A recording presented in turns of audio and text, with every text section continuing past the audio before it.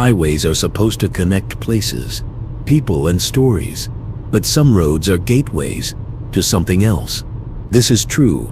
This happened to me on a lonely stretch of highway in the Midwest, the Highway of Shadows.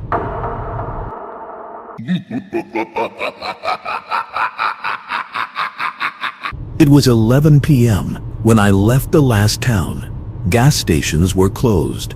The road ahead was empty, stretching for miles through dense forests. I felt uneasy, but chalked it up to fatigue. Headlights cut through the darkness.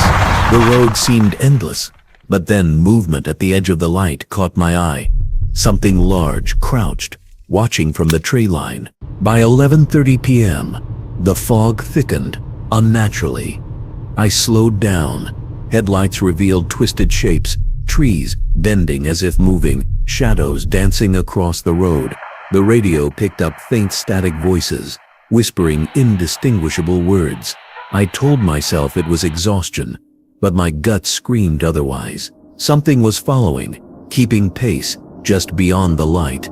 At midnight, a figure appeared in my rearview mirror, tall, humanoid, unnaturally thin, moving with a silent, fluid motion. When I looked directly, it vanished. I blinked, and only the dark forest remained. Then, on the shoulder, I noticed small piles of animal bones, picked clean and arranged deliberately. My heart raced. This wasn't a prank.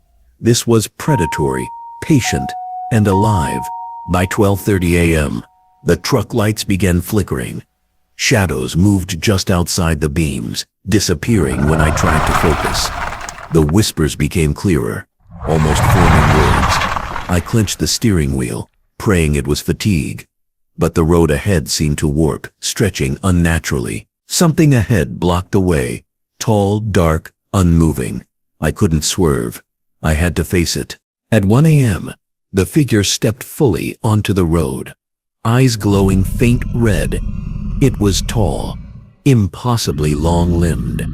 I tried to accelerate, but the truck seemed sluggish, like the road itself resisted me. The creature didn't move aggressively yet. It just waited, watching. My pulse thundered in my ears. This wasn't a wild animal.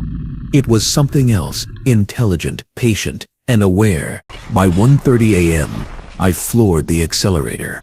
The creature moved silently, matching every turn. Trees seemed to bend, branches clawing toward the truck. I glanced at the rearview mirror. Its eyes never left me. I tried honking flashing lights, but nothing startled it.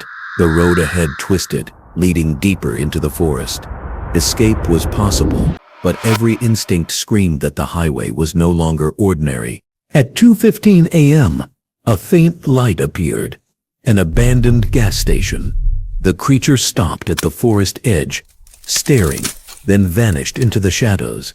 I didn't stop. I drove straight to the nearest town, shaking, hands sweating, pulse racing.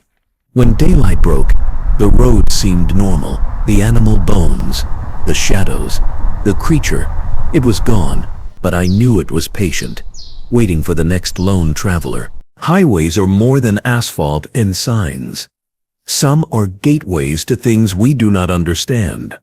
I survived that night, but the memory never fades. If you ever find yourself driving alone on a remote highway at night, remember, the shadows are alive, patient and hungry, and sometimes they are waiting on the side of the road. In 1983, a trucker in Nevada picked up a hitchhiker on an empty desert road.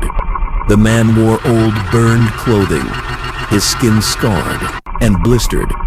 He asked for a ride into town, but the driver noticed something disturbing. The hitchhiker smelled of smoke and sulfur, like burning coal. Halfway through the drive, the man said, "You don't know what fire feels like until it eats your soul." The trucker's headlights flickered, and when he looked again, the seat beside him was empty. Only black ash remained. The driver told police, but they laughed. Weeks later, another driver reported the same hitchhiker On the same road, locals now call that stretch of desert highway the Devil's Mile. Some say the man is still walking, searching for another soul to drag back into the flames. It eats your soul.